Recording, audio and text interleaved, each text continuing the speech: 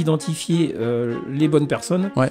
de réussir à avoir un rendez-vous. Les réseaux font leur office, parce Ouais. que c'est pour ça que l'année dernière, j'ai aussi pas mal multiplié ma présence sur différents réseaux pour rencontrer beaucoup plus de monde et d'avoir un accès à des contacts.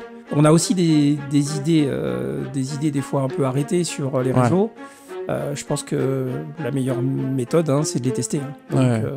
Vous êtes entrepreneur, chef d'entreprise, et vous avez du mal à trouver vos clients. Vous vous sentez souvent découragé par les défis de la prospection. Eh bien, je vous rassure, vous n'êtes pas les seuls. La prospection est une étape cruciale pour la survie et le développement de votre entreprise. Heureusement, il existe une multitude de façons de prospecter. Et il y a forcément une méthode qui vous correspond. C'est pour cette raison que j'ai créé ce podcast, afin de rencontrer différents types d'entrepreneurs, chefs d'entreprise, pour découvrir leur stratégie, leur méthode, leurs témoignages. Et qui sait, cela pourrait bien transformer votre approche de la prospection et rendre cette étape beaucoup plus accessible. Je m'appelle Aurélien Ibarart, je suis le fondateur de ce podcast et également de Nisnea, une société spécialisée dans la réalisation de vidéos pour les entreprises. J'ai plus qu'à vous souhaiter une bonne écoute ou un bon visionnage et à vous laisser guider dans ce phare dans la nuit qui va vous permettre de trouver votre propre chemin vers le succès de la prospection. Bienvenue dans l'Odyssée des opportunités. Découvrez Patrick Bourlet, fondateur de PBO Design, une agence de design global qui accompagne les entreprises dans leurs projets de communication visuelle, de design produit et d'aménagement d'espace. Installé au cœur de Bayonne, Patrick et son équipe travaillent avec passion depuis près de 30 ans, mêlant créativité et expertise pour transformer des idées en projets concrets. Dans cet échange, Patrick revient sur son parcours, depuis ses débuts en tant que designer indépendant jusqu'à la création d'une équipe soudée et polyvalente. Il partage les défis rencontrés pour faire évoluer son entreprise, la gestion des équipes, mais aussi l'importance de prendre des risques calculés pour grandir. Nous abordons également les meilleures stratégies pour trouver des clients et fidéliser.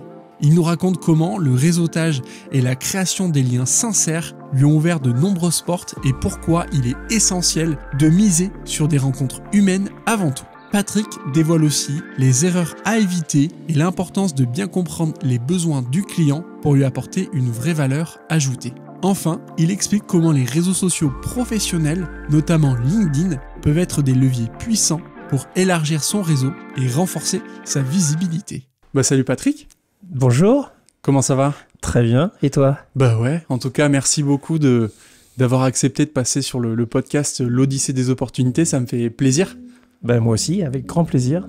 Donc là, on est dans tes locaux, donc c'est chouette en plus de faire ça dans tes locaux. Le podcast va donc se dérouler en 3 parties. Première partie, la découverte. Dans cette première partie, plongeons dans l'histoire de notre invité. Deuxième partie, à la conquête des clients. C'est le cœur du podcast.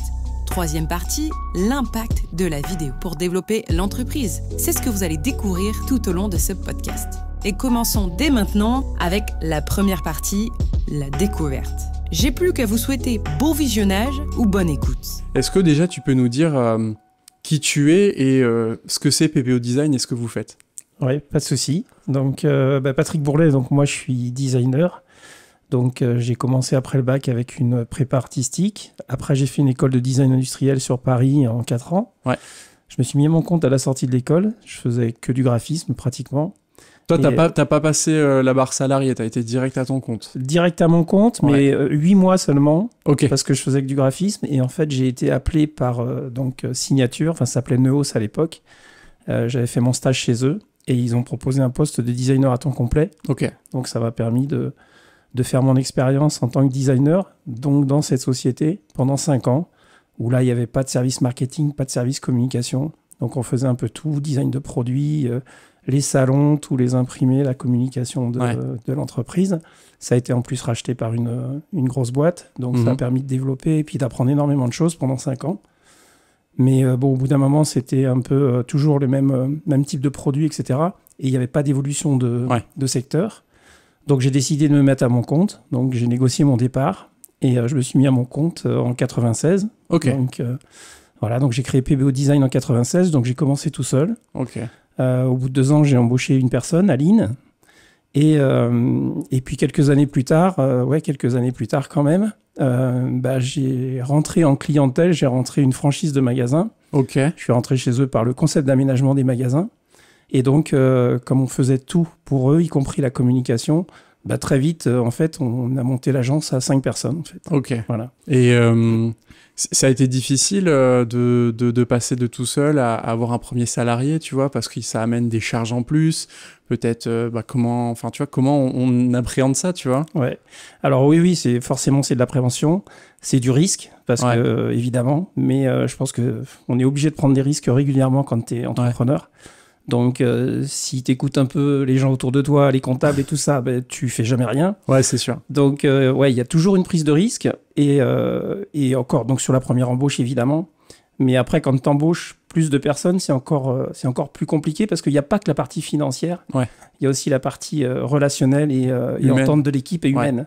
Moi, je l'ai subi justement dans le bureau d'études où j'ai été avant, où il y a eu une histoire qui s'est passée. Et du jour au lendemain, en fait, toute l'ambiance qu'il y avait, elle a été coupée. Ouais. Donc, j'ai toujours eu cette petite appréhension en me disant, chaque fois que je vais embaucher quelqu'un, j'ai besoin et j'ai envie qu'il soit dans le même mood que tout le monde, quoi. Et puis que ça matche et que ça réussisse, quoi. Donc, après, on est 5, les 2 derniers salariés, ça fait 19 ans qu'ils sont dans l'agence. Ouais. Donc, maintenant ça va. Ça va. Enfin, on n'est jamais à l'abri, mais ça va. Ouais. Et justement, quand tu as pris cette première personne, tu avais une idée bien précise du profil ou c'est un peu à l'intuition ou tu vois, comment tu as fait? Parce que on peut se poser la question, tu vois, des gens qui me disent moi j'ai envie de salarié, mais c'est quoi les critères, tu vois, bien sûr, pour embaucher? Ouais. Là, en fait, moi j'avais besoin de quelqu'un qui me seconde principalement sur l'exécution graphique. Ouais. Donc, en fait, j'ai embauché donc Aline qui était chez Signature avant. Donc, je connaissais un petit peu déjà son profil, voilà, ce qu'elle faisait. Viens chez moi. Voilà. Et puis, ça tombait bien aussi pour elle. Donc c'était ça. Puis après, Camille, plus en partie design produit, là, c'était un peu différent parce que là, j'avais vraiment besoin de me faire seconder sur la partie produit et notamment aussi sur la partie 3D.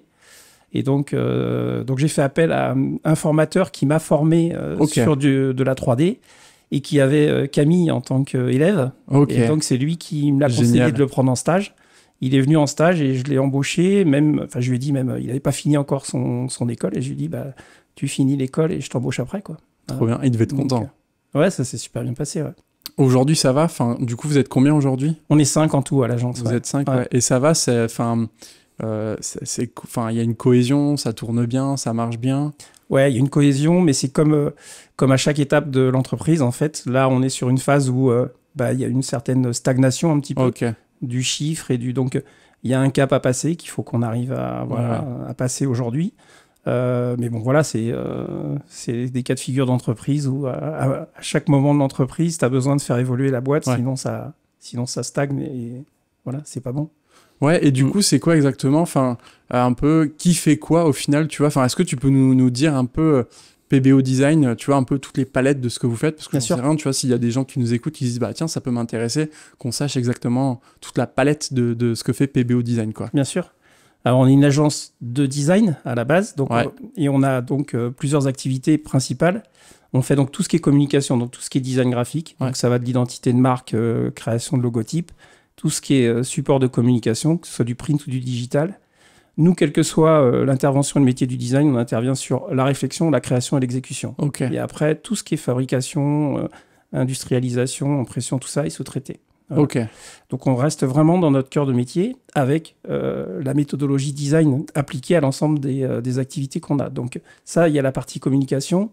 On fait du design de produits industriels. Donc là, dans des secteurs d'activité très différents. On fait du design d'espace, c'est-à-dire des concepts d'aménagement, de showroom, voilà, donc principalement avec la franchise de magasins avec qui on travaille depuis 20 ans. Et on a une spécialisation due à l'expérience que j'avais eue chez Signature, d'études signalétiques pour les collectivités et les entreprises. Donc on fait un état des lieux avec le client, un relevé terrain, on définit le design, les typologies de produits, donc on fait les schémas directeurs de signalétique, le design du produit, le graphisme, et on les aide à monter un dossier de consultation des entreprises pour la fabrication et la pose. C'est quand même complet au final ce que vous faites. Oui, c'est ce qu'on appelle du design global, c'est-à-dire qu'on est en capacité à accompagner un petit peu sur l'ensemble des besoins justement déclinaison d'une identité de marque ou de produit sur l'ensemble. Donc, et c'est ça qui est super intéressant dans notre métier. Et c'est de travailler sur des secteurs d'activité complètement différents et des typologies de produits. On apprend tous les jours, en fait, aussi bien au niveau de nos clients que des techniques. Voilà, donc c'est ce qui est super chouette. Ouais, et tiens, je me rappelle d'une chose qu'on avait parlé, ça me fait tilt et je me dis peut-être en parler. Je me souviens quand on était venu pour découvrir le lieu pour la première fois avec Julie, tu nous avais parlé que tu avais des projets que tu avais mis en place mais qui n'avaient jamais vu le jour. Tu vois, est-ce que c'est quelque chose qui est récurrent? Est-ce que c'est ponctuel? Enfin, tu vois, est-ce qu'il y a des projets sur lesquels vous bossez et au final, ils aboutissent pas, tu vois? Ah oui, on a des projets comme ça et où c'est hyper frustrant parce que effectivement, quand tu vas au bout d'un projet et puis que tu vois que la réalisation n'est pas faite, le cas de figure typique, on en avait parlé, c'est la planche de paddle transparente pour l'OEVA qu'on avait réalisée avec l'OEVA et qui au final n'a pas été commercialisée. Ça, c'est le genre de choses où effectivement on est frustré derrière. Et après, les autres frustrations sur le design de produit, c'est souvent que quand on bosse avec certains groupes, de toute façon, on ne peut pas communiquer ou le délai de production est souvent assez long. Donc, ça peut être 1 an, 2 ans. Okay. Et donc, on a du mal des fois à pouvoir communiquer sur des projets ou alors on communique vraiment tard sur un projet qu'on a fait. Donc ça, c'est un peu frustrant. C'est vrai que toi, tu t'es l'étape de conception, design, etc. Mais effectivement, il y a toute la partie production. Et parfois, entre ce que toi, tu fais et le moment où c'est produit, il peut y avoir des délais qui peuvent être énormes du coup. Oui, ça peut arriver. Après, nous, en tout cas, dans la partie design, notre objectif, c'est de suivre vraiment jusqu'au bout du projet. Okay. Donc, c'est là-dessus surtout sur le produit industriel, c'est là où on essaye d'accompagner le plus possible au bout, parce que pour éviter aussi qu'à un moment donné, il y ait une rupture et que le design final ne corresponde pas à ce qu'on a voulu faire. Donc, Ok, et c'est intéressant parce que justement, il y a 5 personnes qui bossent avec toi, 5 collaborateurs, et est-ce que toi, en termes de management, c'est quelque chose qui est important? Parce que je sais que le management, c'est quand même important pour créer une cohésion d'équipe. C'est qui gère cet aspect-là? Alors, ça se fait entre guillemets un peu tout seul, lié un peu à l'ambiance de l'équipe, au profil des personnes et puis à nos activités en tant que designer. Je pense que ce qui est important, c'est de laisser justement aussi la liberté à chacun et sur le produit ou le projet sur lequel il travaille. Donc, plus ça a été d'année en année et plus, en fait, chaque salarié a pris une partie de gestion de projet, de la gestion clientèle, parce que l'objectif, c'est, et pour eux aussi, c'est plus enrichissant de mener le projet de A à Z que d'intervenir sur un élément très ponctuel du client ou du projet.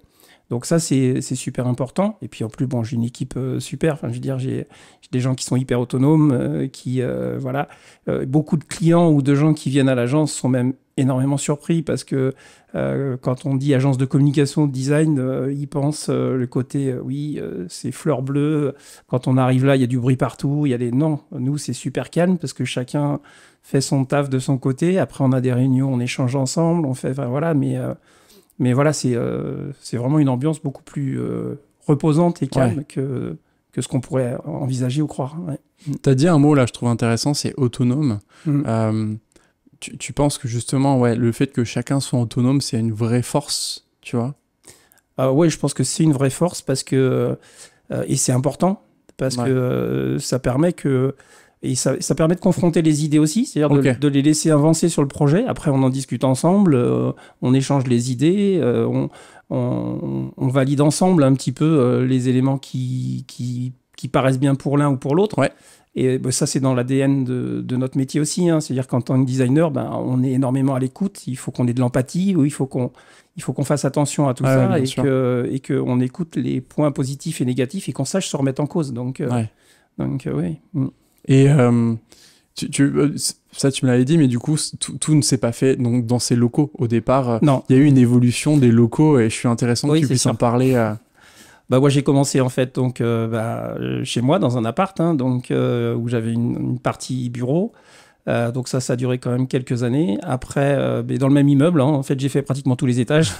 J'ai eu l'agence sur le rez-de-chaussée à un moment donné, où là, la pauvre Aline d'ailleurs, pour aller au WC, c'était un peu compliqué.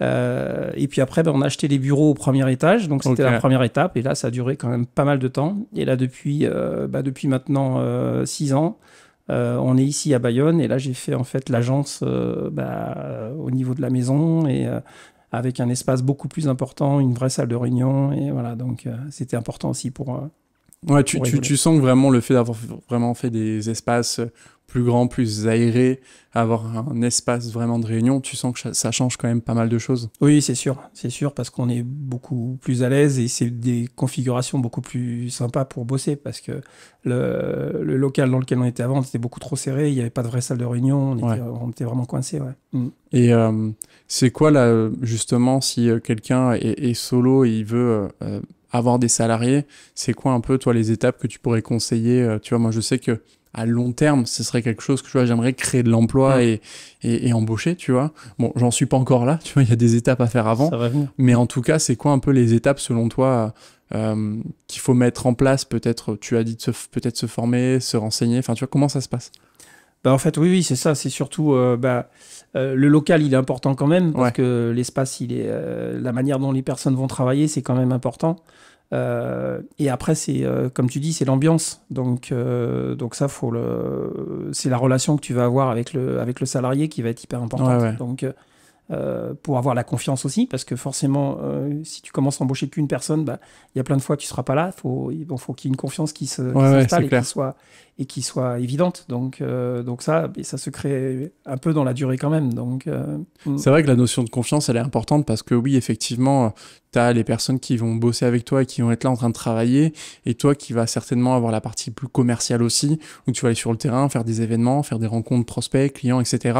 Et ouais, j'imagine que oui, la partie confiance, elle est super importante, quoi. Oui, elle est super importante. Et c'est là aussi où ça rejoint un peu l'autonomie. C'est-à-dire qu'à partir du moment où les personnes sont assez autonomes et puis qu'au fur et à mesure des années, justement, ils prennent leur place aussi justement dans l'entreprise, c'est là où la confiance se crée et puis de manière réciproque. Hein. Donc ça, c'est super important. Ouais. Comment tu vois, tu gères aussi cet aspect financier, tu vois, avoir des salariés, tu sais, quand tu es tout seul, il n'y a que toi à gérer. Et justement, tu as un premier salarié, deuxième salarié, il y a vraiment une charge salariale à gérer, tu vois. Et je pense que c'est un sujet qui est quand même important d'aborder. Est-ce que c'est facile? Enfin, est-ce que c'est facile? Non, je pense pas. Mais comment tu t'abordes ça? Comment tu gères ça, tu vois, au quotidien? Parce que du coup, j'imagine aussi que il y a des objectifs à atteindre parce que il faut pouvoir payer les salaires, ce genre de choses. Donc, il y a forcément un objectif de chiffre d'affaires à générer. Tu vois, comment ça se gère, ce genre de choses? Alors, c'est sûr que c'est une charge mentale assez importante. Donc, et après, c'est la manière dont toi, tu es toi-même. C'est-à-dire que moi, je sais que je ne vais pas montrer. Il y a plein de choses que je ne vais pas montrer. Donc, si je suis en état de stress sur la partie financière, je vais essayer de ne pas la communiquer aux autres. Voilà. Et ça, pour moi, c'est hyper important parce que sinon, ça veut dire que ça va partir, tout le monde va être stressé. Donc, ça, c'est pas bon. Donc, il y a deux choses. Il faut être un peu inconscient, il faut être un peu optimiste. Et il faut quand même croire en soi, mais il faut surtout travailler, quoi. Donc, comme on dit souvent, hein, la réussite, c'est du TTC, hein, travail, talent et chance. Et il faut les trois. Mais il faut quand même beaucoup de travail.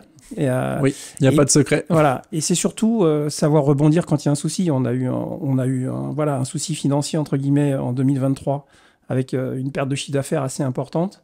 Il a fallu réagir. Donc, effectivement, soit tu coules, entre guillemets, parce que tu es pessimiste et puis tu dis ça va foirer. Soit tu prends tes deux jambes à ton cou et puis tu dis qu'est-ce que je fais, comment je peux m'en sortir, quelles sont les solutions. Tu essaies de voir avec les uns et les autres, les gens que tu connais, tu essaies de te faire conseiller. Et puis voilà, tu prends les heures que tu as et tu y vas, tu bosses, quoi. Donc, mais oui, c'est toujours une charge mentale assez importante. On est de plus en plus chargé, on a de plus en plus de contraintes financières, de plus en plus d'assurances à prendre pour tout. Donc oui, on a un tableau de charge qui évolue de manière assez importante et conséquente. Donc c'est sûr que plus ça va et plus il faut aller chercher encore plus de chiffre d'affaires et de résultats. Donc, mais bon, après, voilà, c'est des choses auxquelles tu avais pensé, toi, quand tu t'as démarré en salariant tu vois, des personnes. C'était quoi un peu, tu t'étais dit, quand tu voulais salarier, c'est dans quelle démarche, quel objectif? Et est-ce que tu avais anticipé ou est-ce que tu t'as un peu découvert tout ça sur le fil de l'eau, tu vois? Alors, je l'ai en grande partie découvert, évidemment, parce que quand tu apprends un métier, moi, j'ai appris à être designer, je n'ai pas appris à être chef d'entreprise. Ouais. Donc, on ne m'a pas appris le commercial, on ne m'a pas appris l'administratif, on ne m'a pas appris la compta, je ne connaissais pas un bilan. Enfin, voilà, donc tout ça, tu l'apprends sur le dur, quoi. Ouais. Donc ça, c'est assez compliqué. Après, sur le salarié, comme on disait, la prise de risque, tu es obligé de la faire. Si tu veux évoluer dans ta boîte, tu n'as pas le choix. Donc sinon, forcément, tu stagnes. Et au bout d'un moment, si tu stagnes trop, tu descends, en fait. Bien sûr. Donc, c'est à tous les niveaux. Et puis, c'est une motivation aussi supplémentaire de se dire, l'objectif, c'est de faire évoluer quand même l'entreprise et de se faire évoluer soi-même, tes salariés, que la boîte avance et que tout le monde s'y retrouve, quoi. Parce que... Alors, même s'il n'y a pas que la partie financière, hein, et ça aussi, on en parle souvent comme ça, des salaires, de tout ça, mais c'est aussi la prise en compte de chacun, comment il vit, qu'est-ce qui est important pour lui. Il y a des gens, effectivement, c'est le salaire qui va les intéresser. Il y en a d'autres, ok, il vaut peut-être mieux moins de salaire, mais par contre, avoir quelqu'un avec qui on est en confiance, avec qui ça se passe bien, on est serein, avec qui il y a les enfants à aller chercher, j'y vais et puis je ne me pose pas de problème et ça va bien. Voilà, enfin, Oui, c'est vrai que c'est intéressant et j'ai l'impression que même les jeunes générations aujourd'hui, il n'y a pas que le salaire qui rentre en compte et il y a surtout cette notion de se sentir bien au travail, d'y aller avec plaisir bien sûr. et de se sentir bien. Et c'est pour ça que tu as des métiers aujourd'hui qui, j'ai l'impression, marchent moins bien parce qu'au final, ces aspects-là sont un peu mis de côté et les gens se disent aujourd'hui, non, en fait, moi j'ai besoin, quitte à gagner un peu moins, mais voilà, je m'y sens bien, je me sens écouté, je me sens pris pour qui je suis, enfin voilà, vraiment, je suis cette personne et on me respecte en tant que tel, et tant que le travail est fait, moi en tout cas, je me sens respecté, quoi. Bien sûr. Ah oui, non mais ça c'est super important. Et même pour soi-même, en fait, on sait bien que c'est aussi ce qu'on a tous besoin, c'est d'être respecté des autres et puis de se sentir un peu libre et pas coincé, et surtout de ne pas mettre une pression négative, en fait. Ouais, bien Parce sûr. que voilà, la pression, on l'a forcément à certains moments, il y a des objectifs, il y a des délais impératifs, il y a tout ça. Et ça, il faut le prendre en compte, mais il faut le faire de manière...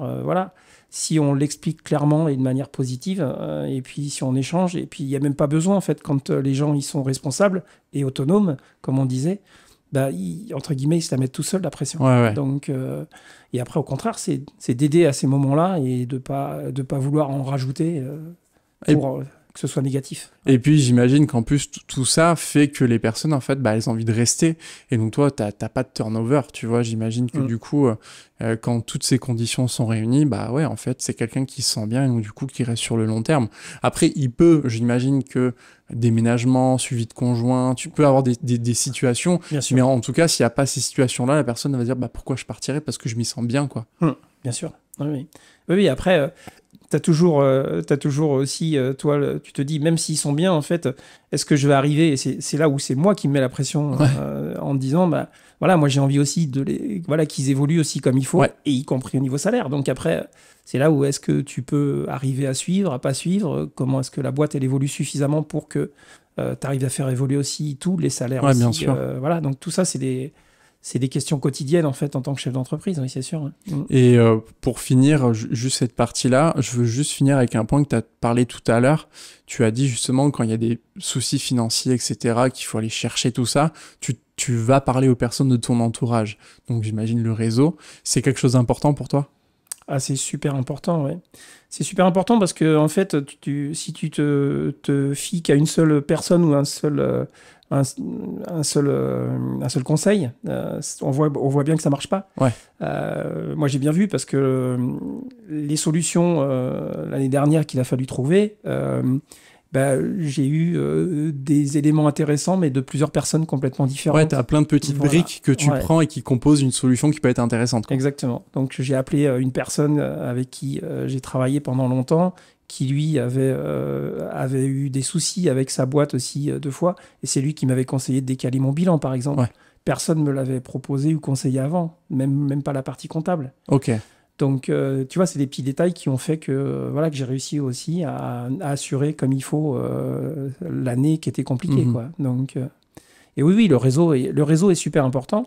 Après, nous, ça fait 28 ans que je suis à mon compte, donc c'est vrai que l'intérêt du réseau, il est là aussi. C'est que quand tu as des difficultés ou quand d'autres personnes ont des difficultés, tu es là, tu échanges entre entrepreneurs ou sur qu'est-ce qui peut marcher ou pas marcher, et ça t'aide. Ouais, je trouve que c'est super important d'avoir des piliers comme ça sur lesquels tu peux trouver des idées, des solutions, des astuces. Ouais, c'est important. Oui, c'est super important. Et pas se fier qu'à un seul avis. Parce que, Maintenant, passons au cœur du podcast avec la deuxième partie, à la conquête des clients. Justement, comment toi, tu fais pour trouver des clients? Donc, il y a un des points qu'on t'a pu commencer à parler, justement, le réseau. Mais justement, comment toi, tu t'as fait voilà, c'est quoi? Est-ce que c'est du présentiel, du en ligne? Voilà. Dis-nous tout, partage-nous tout. Alors, je vais essayer de partager un petit peu tout ce qui s'est passé. Au tout début, déjà, comme j'avais négocié mon départ avec Signature, j'avais quand même eu une certaine chance puisque j'avais négocié un chiffre d'affaires avec eux. Donc, ça m'assurait un certain volume. Mais après, il a fallu développer tout le commercial extérieur puisque j'étais monoclient. Donc, effectivement, les réseaux, pour ça, m'ont beaucoup aidé. J'ai rencontré une personne de la mairie de Bayonne qui était à la Jeune Chambre économique, justement. Et donc, qui m'a mis le pied à l'étrier à la Jeune Chambre. C'était mon parrain. Okay. Et donc, il m'a fait connaître pas mal de monde. On a passé des années super à la Jeune Chambre. Donc ça, c'était le premier réseau sur lequel... donc toi, tu as commencé avec la Jeune Chambre, quoi. J'ai commencé le premier réseau avec lequel j'ai participé, c'est la Jeune Chambre économique. Pour la petite histoire, je viens d'intégrer la Jeune Chambre économique, quoi.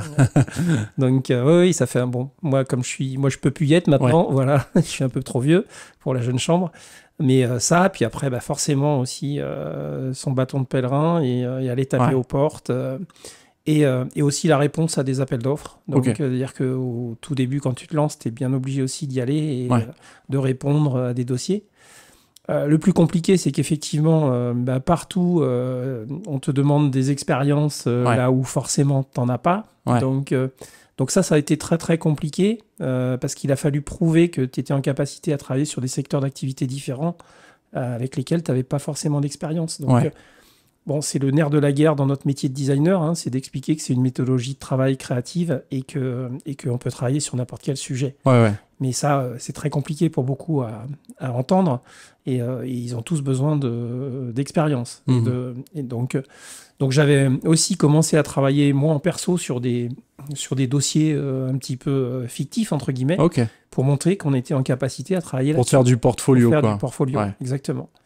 Mais j'ai mis 7 ans avant qu'on me retire l'étiquette signalisation mobilier urbain. Donc, avant de commencer à travailler sur des produits industriels vraiment différents et d'être crédible. Voilà, donc, 7 ans, du coup.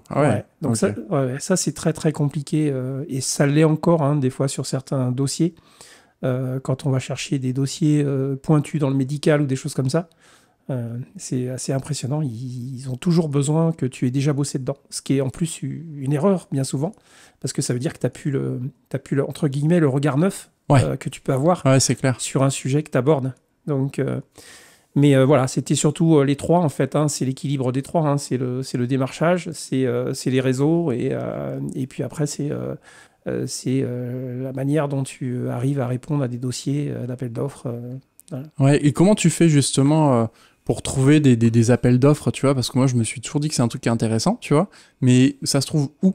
Comment tu fais? Est-ce que toi, quand tu as entendu parler d'appels d'offres, c'est parce qu'on t'avait dit, tiens, va voir ça, ou toi, tu as fait des recherches et tu as trouvé, tu vois? Où est-ce qu'on trouve les appels d'offres? Alors, au début, effectivement, c'est toi qui vas un peu à la pêche, mais en fait, aujourd'hui, tu as des plateformes qui sont là pour ça. Donc, tu t'inscris sur une plateforme, tu définis tes critères, tes mots-clés, et après, la plateforme t'envoie régulièrement, tous les jours ou toutes les semaines, suivant ce que tu as, les appels d'offres qui correspondent au sujet sur lequel tu as envie de travailler. Et après, moi, aujourd'hui, notamment sur les études cinétiques, moi, j'ai plein de gens à côté, ou même des anciens clients, c'est eux qui me les envoient. Tiens, ça, c'est pour toi. Donc, voilà. Donc, oui, après, avec tout le réseau que tu as créé, tes anciens clients, ou les clients qui justement sont encore clients avec toi, eux te font la passe. Exactement. Mais de toute façon, nous, on a beaucoup de clients. Alors, autant on a beaucoup de clients fidèles. Donc, on a énormément de clients avec qui on travaille. La franchise de magasin avec qui je travaille, Batiman, ça fait plus de 20 ans qu'on bosse ensemble. Comment tu fais justement pour fidéliser ce genre, tu vois, je trouve que c'est un peu le saint graal d'avoir des clients sur le long terme. Comment tu fais pour créer une vraie relation et fidéliser ces personnes, tu vois? Bah, je pense qu'il ne faut pas se leurrer. Hein. La fidélité, elle est là à partir du moment où ce que tu produis, ça leur convient. Ouais. Et c'est professionnel. C'est-à-dire que autant sur la franchise, par exemple, la partie stratégie, de communication, tout ça, on l'a perdu parce qu'ils sont passés avec des enseignes nationales comme Publicis.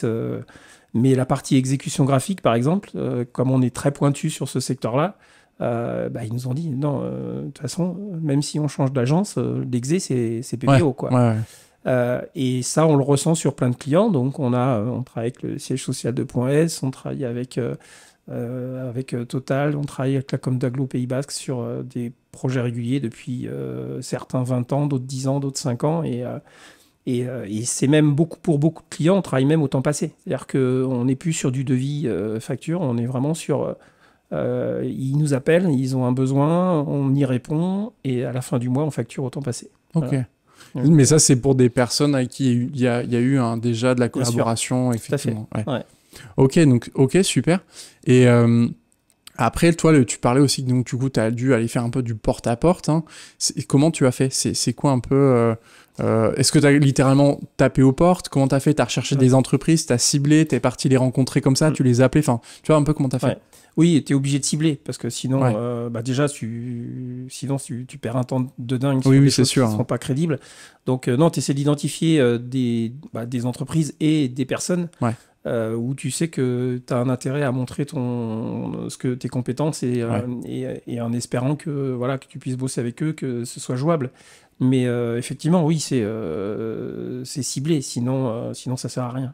Ouais. Donc, après, tu tombes à côté sur plein de secteurs. La problématique, c'est effectivement d'identifier les bonnes personnes, de réussir à avoir un rendez-vous. Donc, ça, c'est toujours un peu compliqué. Et c'est là où les réseaux font leur office, parce que c'est pour ça que l'année dernière, j'ai aussi pas mal multiplié ma présence sur différents réseaux pour rencontrer beaucoup plus de monde et d'avoir un accès à des contacts.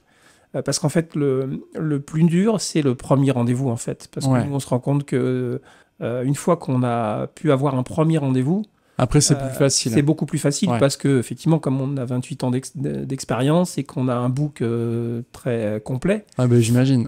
Quand on présente, quand on échange, ils comprennent que c'est sérieux, qu'on peut les accompagner comme il faut et tout ça. Donc après, ça match pas, ça c'est autre chose. Mais en général, le plus dur, c'est le premier rendez-vous. Ouais. Et justement, si on parle vraiment de étape par étape, donc tu as une entreprise, tu la vois, tu dis, ok, ça m'intéresse de bosser avec elle. Ok, donc tu te dis, toi, tu vas faire alors je me trompe peut-être, mais des réseaux, peut-être pour trouver quelqu'un de la boîte, pour rentrer en lien avec lui, tu vois, comment ça se passe? Et après, tu appelles cette personne, tu vois, si on essaie de décortiquer un petit peu, comment ça se passe, le schéma? Oui, c'est un peu ça, tu essaies de rencontrer cette personne-là, ou d'avoir un contact par une autre personne, pour essayer de rentrer en contact avec elle et d'avoir un rendez-vous. Donc, et ça se passe un peu comme ça, comme tu as pu le voir d'ailleurs, toi, à Placeco, quand on était ensemble. Quand on a commencé à échanger après des rendez-vous de présentation Placeco, le fait d'échanger comme ça de vive voix et aussi d'avoir, parce que c'est ça aussi qui est intéressant sur le réseau Placeco, c'était d'avoir la plateforme avec les contacts de chacun, où ça peut se faire dans un second temps, parce que des fois aussi sur un apéritif ou des choses comme ça, il y a des gens qui sont pas forcément à l'aise, t'as pas forcément envie non plus d'être sollicité comme ça, et puis c'est pas le but, donc c'est de le faire step by step et de le faire dans une condition où la personne elle est aussi en condition pour pouvoir écouter ou lire un peu ce que tu veux exprimer pour voir s'ils sont OK pour te rencontrer, quoi. Ok. Et justement, donc il y a quand même une grosse axe avec les réseaux et avec les réseaux sociaux. Est-ce que c'est un axe que PBO prend ou pas, tu vois? Alors, on le prend, mais pas beaucoup. En fait, on n'est pas suffisamment bon aujourd'hui sur les réseaux. Nous, effectivement, on a quand même la chance aussi qu'il y ait beaucoup de bouche à oreille aujourd'hui sur notre développement. Donc, on a beaucoup plus développé la partie LinkedIn, ça c'est sûr, sur les posts. On a très peu développé Insta et Facebook. Aujourd'hui, pour nous, un réseau comme LinkedIn est beaucoup plus intéressant que les autres. Clairement. Même si, en fait, sur Insta, nous, on aura des images à montrer avec les projets de design. Donc, c'est quelque chose qu'on va quand même essayer de un peu plus développer en 2025. Mais comme on sait, c'est les cordonniers les plus mal chaussés. Donc, nous, notre site et nos réseaux, pour l'instant, c'est pas terrible. Donc, c'est un des objectifs importants de 2025. Ouais. Et justement, tu vois quand même que... Donc, tu dis que tu es quand même sur LinkedIn. Est-ce que tu vois que tu as quand même des retours par LinkedIn? Oui, on a quand même... c'est quand même le réseau où tu as des retours par rapport au post que tu peux faire, ouais. à la vision du profil que tu peux avoir dessus. Ouais. Et ce que tu peux arriver à montrer et à échanger. Et il y a quand même un vrai retour. Parce que même sur des contacts un peu directs, des fois, on a un retour intéressant. Donc, ouais, ça marche. Ouais. Ouais. Moi, je trouve que c'est bien et on ne le développe pas suffisamment, d'ailleurs, nous. Ouais. Ok. Et là, par rapport à appel d'offres, réseaux sociaux, réseautage, c'est quoi lequel qui, selon toi, t'apporte le plus aujourd'hui en termes de clients, en tout cas de touches et de clients? Oh, ça reste quand même les réseaux encore. Ouais. Après c'est difficile de le dire par rapport à la répartition du chiffre d'affaires. Ouais. Parce que comme on a, nous, plusieurs secteurs d'activité oui, c'est sûr. Très différents, c'est pas la même chose. La partie, c'est sur la partie communication surtout. Voilà, parce que la partie design produit, c'est beaucoup plus compliqué commercialement, d'aller vraiment choper des études de design industriel dans des entreprises. En plus, on a un tissu industriel qui n'est pas énorme ici, donc il faut vraiment aller les chercher. Ouais. Les études scientifiques, c'est des dossiers un peu plus importants, mais là, c'est au niveau national. Et, voilà, donc pour beaucoup. Ouais. Et justement, par rapport parce que tu vois quand même pas mal d'événements, hein, et si tu devais, alors tu n'as peut-être pas une idée, mais juste un peu comme ça, à première vue, le temps que tu y passes sur les événements de réseautage, tu vois, c'est combien de temps, tu vois, dans ton activité? Est-ce que ça représente une grosse part aussi? Parce que il faut quand même trouver des potentiels clients, donc tu vois, donc c'est quoi le pourcentage de temps que tu y passes, tu vois? Alors, le pourcentage, c'est assez compliqué à définir un pourcentage. Par contre, ce qui est intéressant dans les réseaux, souvent, c'est que... Enfin, intéressant et pas forcément intéressant, ça dépend si c'est à titre privé ou perso. Ouais. C'est que forcément, c'est plutôt soit début de matinée, soit fin de journée. Ouais. Donc, quand tu t'organises comme il faut, je veux dire, ça ne te mange pas ton temps de travail. Ouais. Voilà. Donc, mais par contre, oui, ça te bouffe sur la vie perso, ça, c'est sûr. Donc, on essaie d'équilibrer un peu comme ça. Après, le pourcentage, il est dépendant du nombre de réseaux que tu vas faire. Ouais. Et puis comme on en a discuté déjà ensemble, là, tu testes un peu les réseaux, puis après, tu en élimines. Donc, tu vois ce qui est intéressant, ce qui correspond aussi à ton état d'esprit et à la manière dont tu fonctionnes. Parce que, voilà, faire du réseau pour faire du business pur, pour moi, ça ne marche pas. C'est-à-dire que l'objectif aussi d'un réseau, c'est la convivialité, c'est le contact que tu vas avoir avec les gens. Et c'est ça qui fait que ça match, c'est ça qui fait que c'est fidèle aussi dans le temps. C'est qu'il y a le boulot, mais il n'y a pas que le boulot. Il y a aussi qu'est-ce qui se passe et la confiance qui se crée aussi entre les deux personnes. Ouais, je suis entièrement d'accord avec toi, parce qu'effectivement, il y a, de base, tu y vas parce que tu dois développer ton activité, mais il y a aussi les connexions humaines que tu peux faire.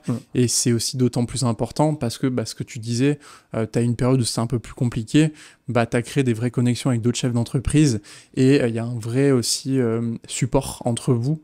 Entre chefs d'entreprise, tu peux vraiment t'apporter, te partager des idées, des solutions.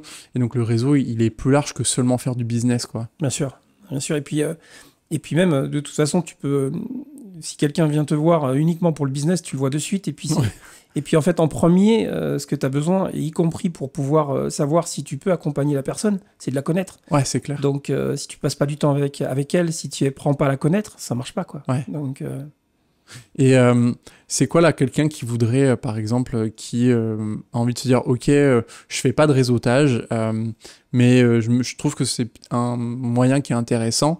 C'est quoi toi les conseils que tu pourrais donner à cette personne pour démarrer à réseauter, tu vois? D'ailleurs, est-ce que toi, c'est quelque chose que tu as fait dès le départ quand tu as lancé ta boîte ou c'est venu plus tard, tu vois? Comme je t'ai dit tout à l'heure, c'est commencé assez vite parce que j'ai rencontré une personne de la Jeune Chambre économique. Oui, par vrai, la Jeune Chambre, c'est commencé assez vite. Après, les autres réseaux, non, c'est venu vraiment tard. Ok. Je fais partie d'un BNI. Le BNI, au début, je voulais pas en entendre parler. Parce que pour moi, pareil, j'avais une idée assez négative. La première expérience que j'ai eue a été vraiment pas bonne. Donc ça va dépendre du groupe avec lequel tu tombes. Ouais, du groupe. Ouais. Et là, c'est vraiment une personne qui, moi, m'a bataillé pendant plusieurs mois pour me dire non, ça y est, il y a une place de libre dans ce groupe, viens. Donc j'y suis allé et puis là, ça s'est bien passé. Ouais. Mais oui, c'est pas évident parce que on a aussi des idées des fois un peu arrêtées sur les réseaux. Je pense que la meilleure méthode, c'est de les tester. Donc voilà. Et après, comme tu dis, alors le BNI c'est différent parce qu'il y a plein de groupes différents. Donc il faut les tester pour savoir avec lequel ça fonctionne. Mais, Ok. Et c'est quoi un peu toi les objectifs que tu as en termes de justement pour trouver des clients, tu vois? Donc tu disais que tu veux développer un peu plus Instagram. Est-ce que vous avez un peu des stratégies, des envies là à développer justement sur 2025? En fait, les envies, c'est d'essayer de trouver des clients qui correspondent un peu plus à l'offre aujourd'hui qu'on peut avoir, et surtout une offre globale. Donc, c'est d'essayer et la valeur ajoutée qu'on a aujourd'hui, elle est aussi pour beaucoup là. C'est-à-dire de dire que quelqu'un qui a une identité de marque à développer, une gamme de produits, un développement complet de son entreprise, on est capable de l'accompagner de la marque en passant par le produit et par l'espace. Et même la signalétique. Donc ça veut dire que si on peut arriver à trouver des clients, tu vois, des franchises en création, en développement, et aussi de redévelopper un peu plus la partie design produit. Donc voilà, c'est un peu les deux axes qu'on veut développer en 2025. Ouais. Et justement, c'est tes clients, ou tes futurs clients, c'est quoi? C'est vraiment la région ou ça s'étend plus largement? Alors, nous, c'est plutôt national, suivant les activités. L'étude signalétique, c'est vraiment national. Le design produit, ça reste aussi assez national, plutôt régional. On a fait quelques produits aussi, alors par un autre designer, notamment d'ailleurs, qui est à Hendaye, avec qui on travaille régulièrement, parce que je fais partie de ceux qui ont créé la Fédération des designers en Nouvelle-Aquitaine. Ça fait 15 ans. Donc, on essaie de faire connaître notre métier. Et en fait, c'est un peu comme on parlait des réseaux. Le fait d'avoir créé cette fédération avec des gens qui se voyaient en concurrence, le fait d'avoir monté cette fédération, en fait, ça a montré à tout le monde qu'on avait tous les mêmes problèmes, qu'on était plus forts ensemble, et qu'on avait tous intérêt à, au contraire, défendre nos métiers, défendre nos valeurs, expliquer notre métier, parce que c'est très compliqué aujourd'hui. Le mot design et communication est tellement galvaudé que les gens ils savent pas du tout ce qu'il y a derrière. Ça veut tout et rien dire, quoi. Exactement. Et ça a créé des synergies hyper intéressantes. Donc moi, je travaille avec Didier Mandar à Hendaye depuis des années. Donc on travaille ensemble sur des projets de design produit, lui il fait pas de partie graphique et communication, donc il travaille avec nous. Enfin voilà, donc ça a créé beaucoup de synergies comme ça, avec un autre archi intérieur qui fait partie de la Fédé. Donc voilà, c'est des liens qui sont hyper importants. Donc, ouais, c'est hyper intéressant et je trouve que c'est important au final d'aller connecter avec des gens qui sont du même secteur d'activité que toi, parce que c'est pas parce que tu es dans le même secteur d'activité que tu es sur la même niche ou tu fais exactement la même chose. Exactement. On a tous nos spécificités, c'est ça. On a tous justement des approches un peu différentes et au contraire, c'est super intéressant. Et puis ça permet aussi de se défendre encore mieux par rapport à ce que tout le monde vit. Et puis au lieu de se battre sur les mêmes dossiers, au contraire, on pourrait travailler ensemble sur pas mal de choses. Donc, mais il y a des secteurs, sur la communication par exemple, c'est très compliqué ça. Ouais. Parce que les agences de com sont vraiment, pour beaucoup, quand même et c'est dommage parce que, après, moi je trouve ça dommage de mon point de vue parce que, effectivement, t'as des projets qui sont plus gros. Si tu t'associes, tu peux vraiment aller prendre un plus gros gâteau et se partager la part du gâteau. Et moi, je vois ça comme ça et je vois moins l'aspect concurrence, tu vois. C'est pas le cas de tout le monde, mais moi je trouve ça dommage ceux qui se font la guerre parce que c'est mettre de l'énergie aussi de se faire la guerre, alors que en fait tu t'apprends, en fait si tu dis juste on apprend à se connaître, ça le fait ou ça le fait pas, mais on apprend à se connaître, on se dit ah ouais en fait tu fais ça, attends je le fais pas, ah toi tu fais ça, ah mais en fait il y a un truc à faire, tu vois, et non bien sûr, non mais c'est sûr. Et puis après, pour rester sur la partie plus développement commercial réseau aussi, nous, avec les études signalétiques, et comme on le disait tout à l'heure, avec le design industriel ou les études signalétiques, on est plus sur du régional ou du national. Et donc, ça a fait aussi que, comme on a un positionnement un peu particulier entre la communication et le design, en fait, on a eu aussi beaucoup de mal, en fait, aujourd'hui, à être connu ou reconnu en local, en tant qu'agence, soit de communication, soit de design. Donc c'est aussi là-dessus où nous, on a cette problématique à bien travailler, et c'est ce qu'on essayait de faire depuis l'année dernière, c'est-à-dire de revenir à se faire un peu mieux connaître ici. Mais t'es pas le seul à m'en parler, hein, t'es pas le seul à m'en parler, à me dire national, ça va, mais localement, c'est compliqué, quoi. Oui, après, bon, là, c'est en grande partie de notre faute. Hein. Voilà, c'est qu'à un moment donné, comme on disait, c'est à nous de nous bouger et c'est à nous d'aller faire ce qu'il faut. Hein. Donc, je pense que si... Et puis, c'est la période aussi, hein, faut pas se mentir.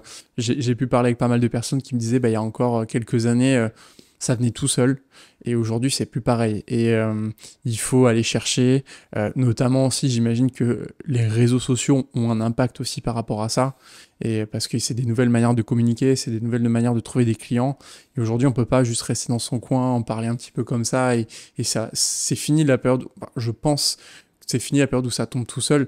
Le bouche-oreille, j'y crois vraiment, mais il faut pas se baser que sur ça, quoi.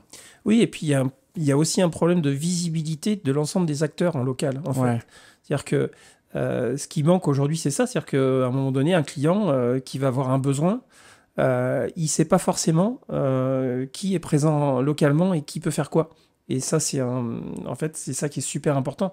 Bon, c'est le travail un peu aussi des CCI, de tout ça, mais effectivement, c'est important que les entreprises qui se créent ou qui sont présents là, demain, ils ont un produit à designer, il faut qu'ils sachent que toi, tu es là pour ça, quoi. C'est intéressant parce qu'il y a, du coup, tu dis qu'effectivement, il y a la CCI, mais c'est vrai qu'il n'y a pas un... Tu vois, même quand tu vas chercher sur certains sites, c'est des espèces de lignes-là, on ne comprend rien. Je pense qu'il y a un vrai truc à faire, justement, pour amener beaucoup plus de visibilité, un côté beaucoup plus friendly sur le fait que tu vas voir le site, c'est fluide, c'est limpide, tu comprends vite, voir un peu quels sont les acteurs locaux. C'est ça. Et tu vois, ça me fait dire qu'il y a un truc à faire. Non, mais c'est sûr, parce que t'as des trucs un peu séparés. Il peut y avoir un carnet d'adresses plus ou moins bien travaillé au niveau de la com d'agglo, certainement, de la CCI, de l'Estia, de plein d'acteurs aussi locaux qui ont un certain carnet d'adresses, mais il n'y a pas de vision pour une entreprise, en fait.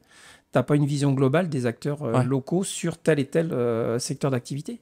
Et ce serait super important et intéressant. Ok, en tout cas, c'est une piste à développer, à voir avec la JCE, tiens, justement. Moi, je peux plus y revenir, je suis désolé. En tant qu'ambassadeur, peut-être. Je ferai passer le message, je vais prendre la relève. Mais en tout cas, merci. On va finir, ça fait déjà 22 minutes qu'on est sur le sujet. Juste là, globalement, si tu pouvais nous donner 2-3 conseils pour trouver des clients, ce serait quoi là, un peu à la volée? Ici, en local? Ouais. Comme on l'a dit, hein, faire des réseaux.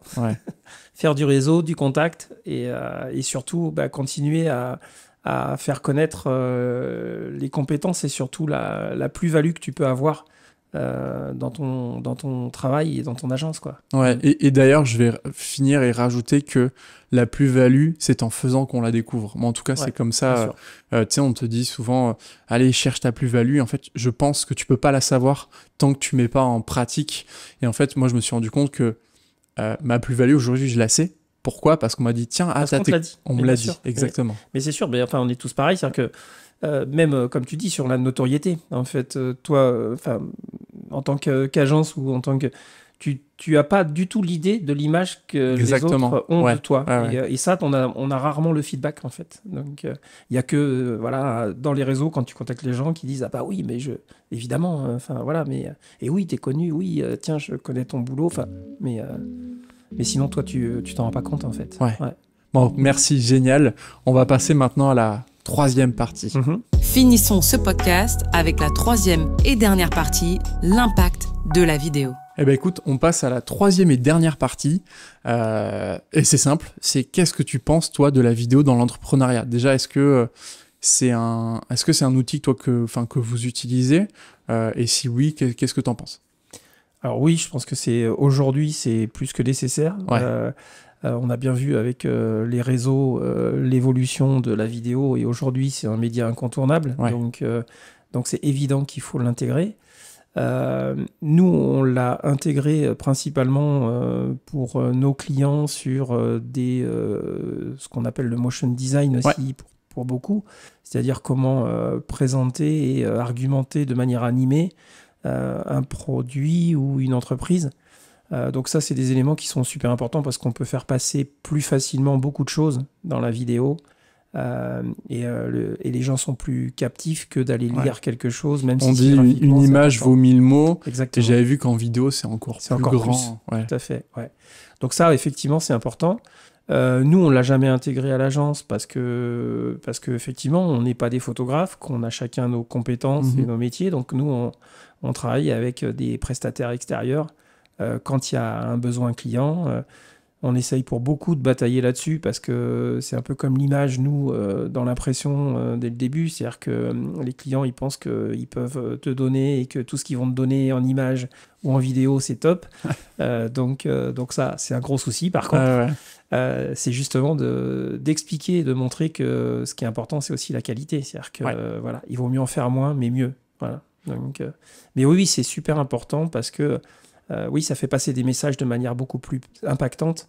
Et aujourd'hui, dans les réseaux, c'est ce qui marche, quoi. Donc, tu vois, il y a beaucoup de... Quand tu bosses avec certaines boîtes, tu as beaucoup de demandes pour du motion design ou c'est juste de temps en temps? C'est juste de temps en temps. Okay. Ouais, c'est juste de temps en temps parce que je pense que c'est pas forcément vraiment intégré, en plus cette notion-là. En fait, souvent, les gens pensent vidéo, mais le fait de se dire, bah tiens, le message, comment je l'anime en même temps que la vidéo, de la photo, de l'illustration, du texte, alors que c'est ça qui fait que finalement, tu arrives à faire passer pas mal de choses. Ouais. La vidéo, c'est bien, mais il faut qu'il y ait aussi du fond, pas que de l'image, quoi. Ouais, c'est clair. Voilà. Donc, c'est pour ça que ça, c'est super important de travailler cette notion de montage. Donc, nous, c'est ce qu'on essaie de faire quand on travaille sur ces sujets-là, c'est-à-dire de les accompagner principalement sur la réflexion, qu'est-ce qu'on veut dire, comment, quels sont les éléments importants à mettre en œuvre pour essayer de construire un storyboard intéressant et nous d'apporter la partie graphique. Et après, on travaille avec des gens comme toi, des vidéastes, des photographes, pour avoir les données et faire un montage final du produit, quoi. Mais c'est super important ce que tu dis parce qu'en effet... Il n'y a pas que la forme, la vidéo, elle a beau être jolie, s'il n'y a pas de fond, ça sert à rien. Ouais. Et tu vois, moi, c'est ce que je fais quand quelqu'un qui vient pour bosser avec moi, je pose beaucoup de questions, j'essaye d'avoir beaucoup d'infos, parce que tu sais que c'est ça qui va faire que derrière, tu vas faire un travail de qualité et que tu vas pouvoir faire une belle vidéo, mais qui va respecter aussi toutes les demandes, les contraintes, le design, etc. Et c'est super important de ne pas oublier le fond, quoi. Ah, c'est super important. Le fond et la forme. Ouais. C'est ce qui est primordial dans une communication et dans une réalisation, en fait. Ouais. Donc, ouais. Et toi, justement, PBO Design, est-ce que tu disais que tu es sur LinkedIn, vous avez envie de développer Instagram, est-ce que pour l'agence, c'est quelque chose que vous avez envisagé ou pas du tout? Oui, on l'a envisagé, on ne l'a pas mis en œuvre encore pour l'instant. Ah bah dommage. Voilà, mais c'est peut-être pas trop tard, justement. Mais parce qu'effectivement, nous, c'est pas ce qu'on disait tout à l'heure aussi, c'est que notamment sur les produits, par exemple, on a des choses où les réalisations finales, on n'a pas forcément la possibilité de les filmer comme il faut ou d'aller les filmer à l'instant intéressant. Et donc, c'est toujours compliqué pour nous. C'est pour ça que d'ailleurs qu'on travaille beaucoup, nous, sur de la 3D. Donc, on fait plutôt des animations à partir de la 3D pour pouvoir montrer des produits quand on ne peut pas les montrer en réalisation finale. Donc nous, c'est un peu un peu ce qui nous manque aujourd'hui, c'est d'avoir aussi la possibilité d'aller filmer ou faire des images et de la vidéo sur des projets ou des produits qu'on a réalisés. Ouais. Donc ça, c'est un peu dommage. Ouais. Ça, on le regrette. Ouais.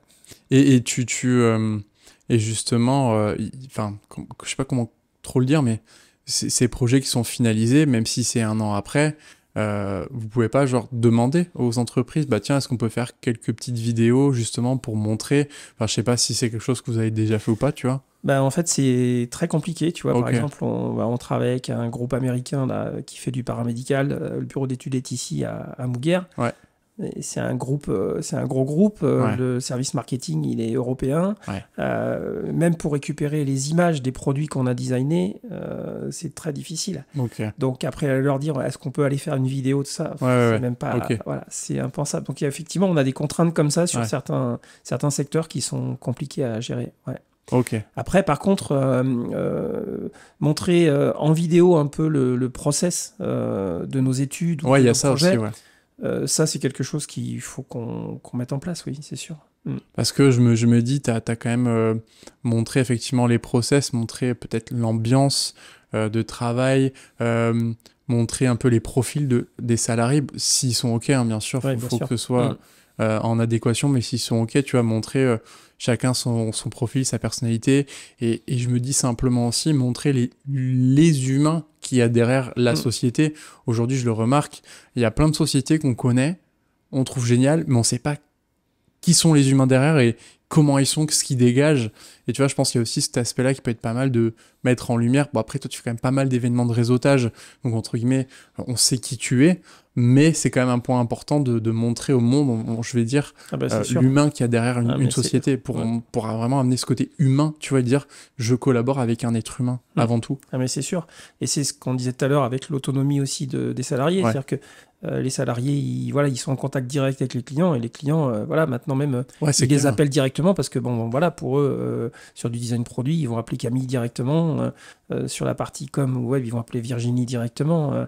Quand elle me remplace au BNI, je veux dire, elle est même meilleure que moi en présentation, donc donc il n'y a pas de mystère, quoi. Ouais. Donc, Ok. Il y a une question que j'aime bien poser.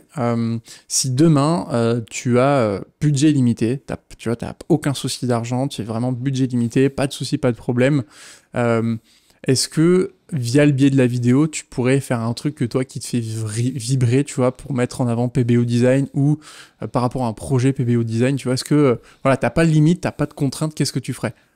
Alors là, j'en ferai plein. Donc déjà, comme tu viens de le dire, je mettrais vraiment en valeur l'humain dans l'agence et les capacités qu'on a de l'équipe d'aujourd'hui, parce que vraiment, on a des gens super. Donc c'est important de les mettre en valeur, comme tu dis, sous réserve qu'ils soient OK pour ça aussi. Comme on le disait tout à l'heure aussi sur la partie design, c'est-à-dire qu'aujourd'hui, nous, c'est le nerf de la guerre depuis que je suis sorti de l'école, hein. C'est qu'on continue à passer 30% de notre temps commercial à expliquer notre métier. Ouais. Ça, c'est pas possible. Donc là, je crois que je ferai même pas mal de vidéos différentes pour essayer de vulgariser et d'expliquer ce que c'est que le design et ce que ça apporte surtout. Ton côté très éducatif, vulgarisation. Ouais, après, forcément, très ludique, mais par l'exemple, et puis pour montrer que les entreprises et les industriels, ils ont tout intérêt à intégrer le design et surtout le plus tôt possible dans un processus de création et de développement. Ouais. Ok. Ah, c'est cool, tu vois, moi je trouve ça cool parce qu'il y a tu vois t'as plein de possibilités encore qui peuvent être mises en place, et ouais, je trouve ça bien le fait de faire, en tout cas dans l'idée de vouloir faire une vidéo qui éduque, qui montre, qui simplifie, qui explique l'importance aussi, et l'avantage c'est que tu le fais une fois et après tu n'as plus besoin de le faire, et ça c'est pas mal, quoi. Bien sûr. Et puis de montrer que c'est un métier comme un autre et qu'il faut arrêter de penser que le design, ça coûte cher, parce que c'est pas le cas. C'est plutôt, ça rapporte plus que ça coûte. Donc Oui, c'est sûr, faut pas dire ça va me coûter tant, c'est qu'est-ce que ça va me rapporter, quoi. Exactement. Ouais, super. Pour finir le podcast, j'ai 2-3 petites questions à te poser, que je pose à tout le monde. Ma première question, c'est: est-ce que tu as des ressources, que ce soit bouquins, livres, vidéos, peu importe, audio, podcast, que tu peux partager avec l'audience qui nous écoute, notamment sur comment trouver des clients, tu vois? Est-ce que toi, tu as des choses que tu as pu lire ou tu as pu écouter, j'en sais rien, tu vois, quelque chose que tu peux partager? C'est assez compliqué parce que la partie bouquin, c'est souvent des bouquins très techniques ou très... c'est pour ça d'ailleurs qu'on a écrit un livre avec la fédération sur le design. C'est parce que sur le design, c'était soit énormément de bouquins, mais principalement sur le design que tout le monde connaît au niveau médiatique, c'est-à-dire le mobilier. Donc, et de l'autre côté, des bouquins très très techniques sur la méthodologie, sur le design thinking, sur tout ça. Alors que, comme on le disait, c'est un tout. Il y a la partie humaine, il y a l'évolution du design dans le temps qui est hyper importante. Donc c'est pour ça que c'est ce qu'on a voulu un peu faire passer dans le livre qu'on a écrit avec la fédération. Donc je pourrais conseiller ce livre-là. Il n'est pas à la vente malheureusement, mais ça c'est sûr. Après, non, j'ai pas de, tu vois, j'ai pas de personne spécifique. Même en tant que designer, tu vois, il y a beaucoup de produits, de designers que je trouve géniaux et qui ont fait des choses magnifiques. Mais j'ai pas ce côté fanatique, si tu veux. Ouais, bien sûr. Donc, moi, je prends, même dans pas mal de secteurs d'activité très différents, tu vois, des choses qui m'aident et qui me forment, en fait, sur ma culture à moi, mais c'est très hétéroclite, en fait. Donc... C'est quoi, et justement, tu prends plein de choses, c'est quoi ces différentes choses que tu prends, tu vois, par exemple, ça peut être des pistes, notamment?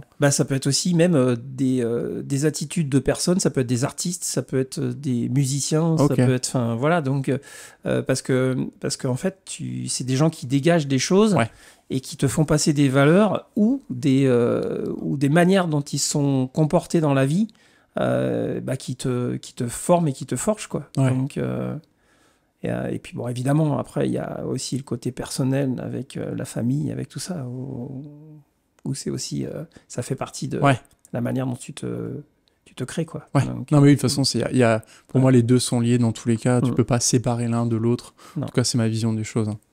Ok, super. Et puis, petite dernière question, et puis on a terminé, c'est où est-ce qu'on peut te retrouver? Est-ce que tu as justement site internet, LinkedIn, réseaux sociaux? Voilà, dis-nous où est-ce qu'on peut te retrouver? Alors sur le site internet, mais ce serait bien que vous attendiez un petit peu parce qu'on va le refaire.